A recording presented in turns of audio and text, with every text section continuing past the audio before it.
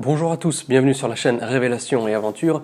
Aujourd'hui, on va parler d'un petit sujet, je ne sais pas si vous avez vu ça passer. J'ai vu un ou deux, peut-être trois commentaires, mais sur plusieurs dizaines de milliers de vues sur les vidéos consacrées au sarcophage, que je vous invite d'ailleurs de tout cœur à aller revisionner. Il y a eu d'abord une vidéo sur la découverte du sarcophage, ensuite j'ai fait un petit live le jour de l'ouverture du sarcophage et ensuite j'ai fait une vidéo récapitulant un petit peu tout et en y intégrant tous les éléments liés à l'ouverture du sarcophage. Et c'est l'ouverture du sarcophage qui va nous intéresser aujourd'hui et plus spécifiquement, vous allez voir pourquoi je rigole un petit peu, plus spécifiquement les réactions que ça a pu susciter dans certaines sphères. Alors quelles certaines sphères? C'est la sphère de change.org, le grand site mondial de pétition que vous connaissez très probablement tous. Pourquoi? Parce que suite à l'ouverture de ce sarcophage, il y a des gens qui se sont mis en tête de vouloir goûter cet élixir, ce liquide rouge, comme ils l'appellent, le liquide rouge présent à l'intérieur du sarcophage.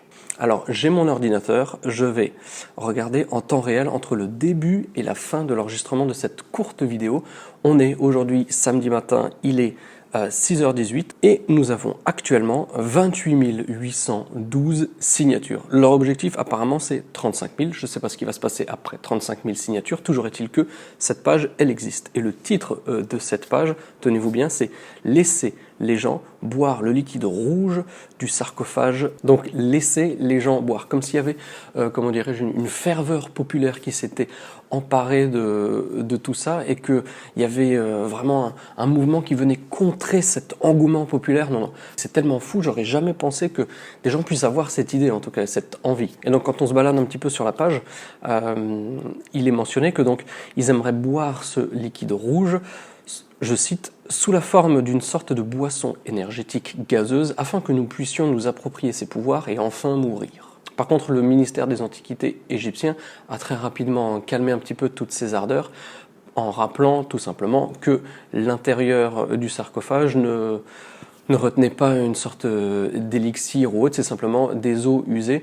Ça, c'est un sujet qui peut amener à débat, qu'on a mentionné ensemble sur la dernière vidéo, dont je vous remettrai évidemment le lien, soit dans la description, soit dans le petit i, ici, soit dans le petit i, qui s'affiche à l'écran. Et suite à la réaction du ministère des Antiquités, le créateur de cette pétition, qui s'appelle McKendrick, je crois, bref, peu importe, lui, il a rétorqué au ministère des Antiquités égyptien qu'il faut arrêter de faire croire à tout le monde qu'il s'agit d'eau usée et qu'on sait très bien qu'il s'agit d'un élixir sacré, d'un élixir antique, issu de la décomposition même des corps. Voilà, il faut de tout pour faire un monde, hein, comme on disait chez Arnold et Willy. Alors on va faire un petit refresh sur la page.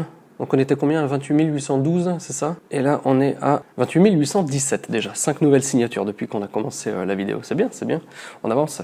Donc pour ce qui est de boire le contenu du sarcophage, je pense que malheureusement c'est râpé pour ceux qui signent cette pétition, tout simplement parce que d'un côté les momies et le sarcophage ont pris la direction des musées d'Alexandrie et ils vont être restaurés et aussi exposé là-bas. Et pour ce qui est de l'intérieur du sarcophage, enfin en tout cas du liquide, pardon, je sais qu'il y a eu des échantillons qui ont été prélevés, qui vont être analysés pour confirmer que c'est des eaux usées. En tout cas, ça c'est la version pour le moment officielle telle qu'elle est décrite. Peut-être qu'il y a un petit peu plus de nuances par rapport au contenu de ce liquide. Ça, on le verra dans le futur. Ce sera très intéressant de s'y pencher. De toute évidence, je vous partagerai les informations lorsqu'elles seront publiées. Mais s'il y a 35 000 gugus qui se sont mis en tête d'aller à Alexandrie avec leur petite tasse pour boire le liquide, ça malheureusement je pense pas que ce soit possible, quand bien même il y aurait une suite à cette folle pétition. Et pour conclure cette vidéo, je vais vous citer McKendrick et vous allez voir, ça vaut le détour franchement. Et après on refera un dernier point sur les signatures de la pétition.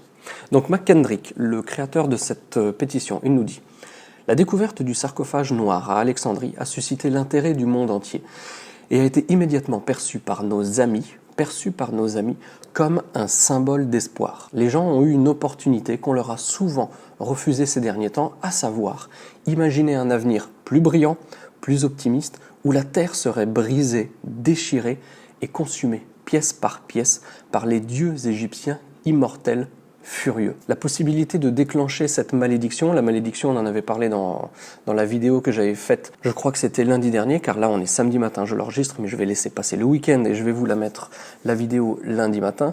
Donc lundi dernier, on avait parlé de la découverte, l'ouverture du sarcophage plus précisément, et dans cette vidéo, je vous parlais de la crainte de malédiction. Donc McHenry qui nous dit, la possibilité de déclencher cette malédiction en ouvrant le sarcophage offrait à certains un contrôle sur nos vies qui, dans ce climat politique et financier actuel, nous est souvent refusé. Donc on voit les termes qui sont utilisés, je trouve ça assez hallucinant. On continue. Beaucoup se sont sentis abattus lorsque le sarcophage noir et extrêmement maudit a été ouvert pour révéler seulement quelques squelettes trempés dans des eaux usées. Ce qui est étrange parce que les squelettes sont intrinsèquement assez impressionnants. Je ne sais pas trop ce qu'il a voulu dire par là, mais bon. Cependant, je reste fidèle à l'espoir qui nous a été promis.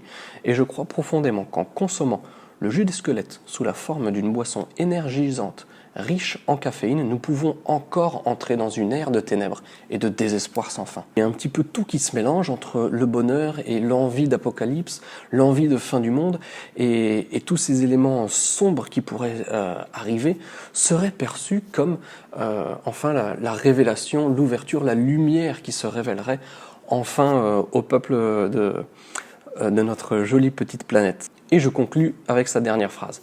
Je suis si heureux de voir d'autres soutenir la pétition et de partager ma mission pour rapidement ramener vers nous l'anéantissement total des choses. Donc ça se passe de commentaires, vraiment. Je voulais partager ça avec vous parce que ça vaut son pesant d'or et il était pour moi incontournable de mettre ça sur la chaîne parce que c'est tellement gros que voilà. Je pouvais pas m'en empêcher tout simplement. Donc merci d'avoir regardé la vidéo. Moi je vous donne rendez-vous dès demain matin. Et oui, ça c'était une petite vidéo bonus dès demain matin pour la vidéo de la série consacrée aux pharaons et aux dynasties égyptiennes. Et on va aborder ensemble l'histoire officielle académique du pharaon Snéfrou, le père de Khéops. Snéfrou, le plus grand bâtisseur, je le rappelle, le plus grand bâtisseur de toute l'histoire d'Égypte, avec 2 pyramides, la rouge et la rhomboïdale à Dachour, qui le fait surpasser ce qu'ont pu faire son fils Khéops, son petit-fils Képhren ou son arrière-petit-fils Mykérinos. Donc voilà, c'est tout pour aujourd'hui. Ah non, le petit, on était combien avant? 28 812, puis 28 817, et maintenant ça va charger 28 827. Donc on a pris quand même 15 signatures de cette magnifique pétition, juste le temps de partager cette incroyable vidéo, vous et moi. Bref, je vous laisse sur ma bonne humeur, sur votre bonne humeur, j'espère que cette vidéo a créé. Je vous souhaite une très bonne semaine. N'oubliez pas de garder la passion, et je vous dis à demain pour la prochaine vidéo. Ciao, ciao.